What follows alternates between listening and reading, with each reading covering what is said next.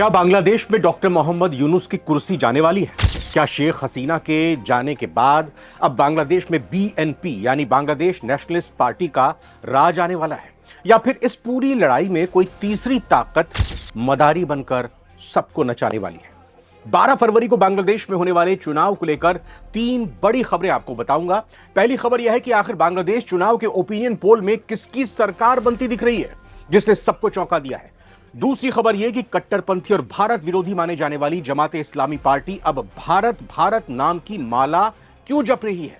जमात के चुनाव घोषणा पत्र यानी मैनिफेस्टो में भारत से संबंध सुधारने का नाम लिया गया है और चीन पाकिस्तान का कोई जिक्र ही नहीं किया। और तीसरी सबसे बड़ी खबर यह कि बांग्लादेश ने भारत को चुनाव देखने के लिए न्योता भेजा है कि आइए बांग्लादेश में देखिए हमारे यहां कैसे चुनाव होता है। एक एक करके तीनों खबरें बताता हूं आपको।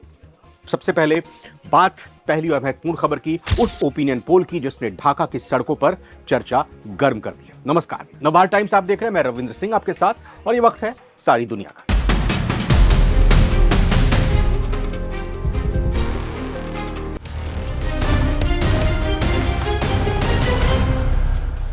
तो रिपोर्ट ये कह रही है कि शेख हसीना के जाने के बाद जो खालीपन आया था उसे भरने के लिए बीएनपी बांग्लादेश नेशनलिस्ट पार्टी सबसे आगे दिखाई दे रही है। लेकिन रुकिए, कहानी इतनी सीधी भी नहीं है।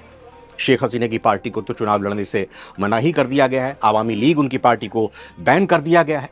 ओपिनियन पोल यह कहता है कि भले ही खालिदा जिया की पार्टी बीएनपी बढ़त बना रही है लेकिन वो अपने दम पर सरकार बनाती नहीं दिख रही। यहां एंट्री होती है जमाते इस्लामी की और एनसीपी। जी हां, एक एनसीपी भारत की तरह बांग्लादेश में भी है। इसका भी नाम है नेशनल कांग्रेस पार्टी, इसका नाम है नेशनलिस्ट कांग्रेस पार्टी बांग्लादेश।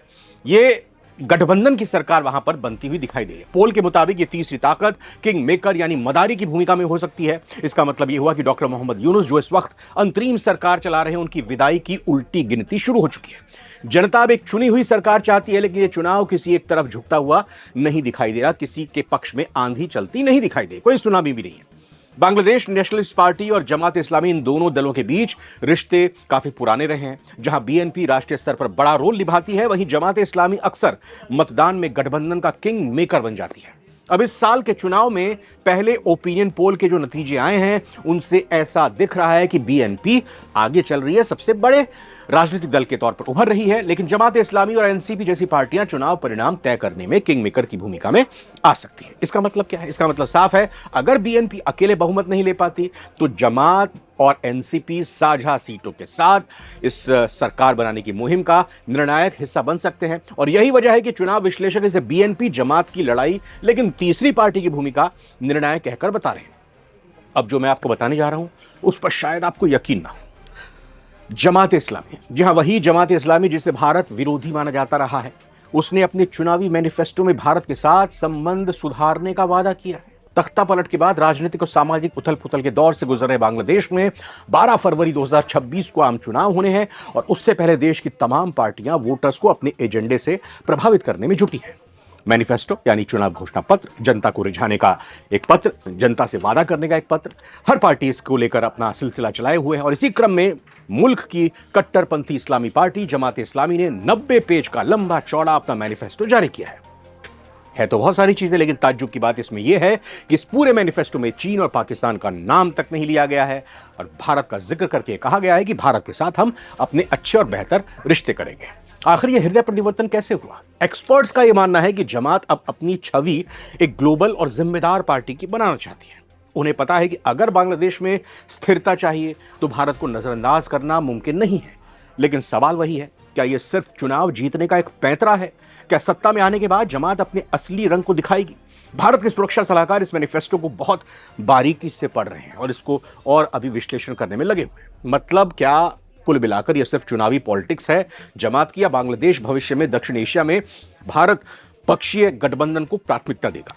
इस पर विश्लेषक यह भी कहते हैं कि अगर जमात इस्लामी चुनाव के बाद सत्ता गठबंधन का हिस्सा बनती है और अगर भारत संबंध सुधार का वादा निभाती है, यानी जैसा कहती है वैसा ही करती है, तो यह क्षेत्रीय राजनीति नक्शे को बदल कर रख सकता है। और तीसरा सबसे महत्वपूर्ण पॉइंट यह कि बांग्लादेश ने भारत को इलेक्शन ऑब्जर्वर के तौर पर न्योता भेजा है। अब आप पूछेंगे कि ये क्या बला है, क्या होता है ये? दरअसल जब भी किसी देश में चुनाव होते हैं और वहां निष्पक्षता पर सवाल उठने का डर होता है तो दूसरे देशों के एक्सपर्ट्स को यहां बुलाया जाता है। ये लोग पोलिंग बूथ पर जाते हैं, धांधली की जांच करते हैं और देखते हैं कि जनता बिना किसी डर के निष्पक्ष तरीके से वोट दे रही है या नहीं दे रही।